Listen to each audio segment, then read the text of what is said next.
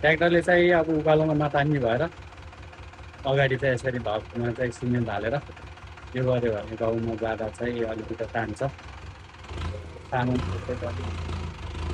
पाउँछ।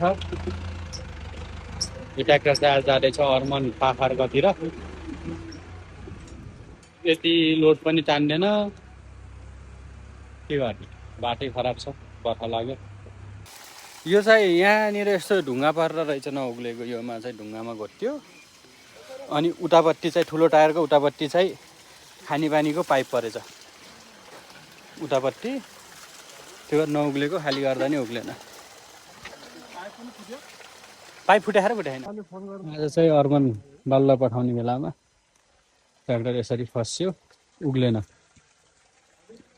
नउग्लिनुको कारण चाहिँ एउटा बाटोमा चाहिँ यो अगाडि चाहिँ ठुलो ढुङ्गा पर्यो, यो ढुङ्गामा चिप्ल्यो, बाल्लो हाल्दा कुलै खन्या छ। यसमा चाहिँ कुन कहाँबाट पाइप परेको भन्ने, यसमा चाहिँ खालो खानेपानीको पाइप परेर ओड हाल न, त्यसमा ढुङ्गा हाल न, ढुङ्गा हाल। ढाला त भैमा झार्ने होइन कि ढुङ्गामा झार्ने। अब ढाला छुटाएर टाउको निकाल्ने, त्यस पछाडि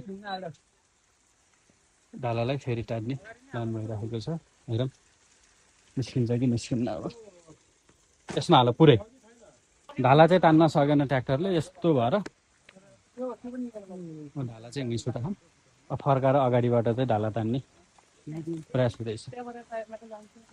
ए यहाँ ओह्रालोमा जान्छ। यो चाहिँ यहाँ यो खानेपानी पाइपले यहाँ चिप्लायो, एउटा टायर चाहिँ यहाँ चिप्लायो।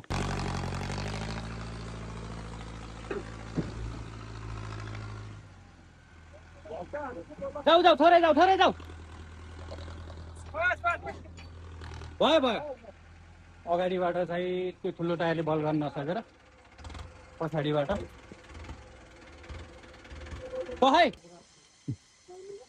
यसरी पुरै बोकेर अब ट्र्याक्टर भरिसक्यो। 9-10 वटा जति बाँकी छ आउनलाई।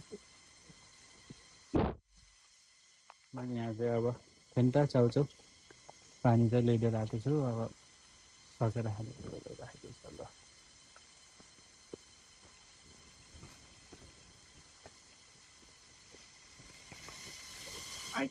ल एक बोरा बोक्दा बोक्दै पनि ट्र्याक्टर भर्यो है।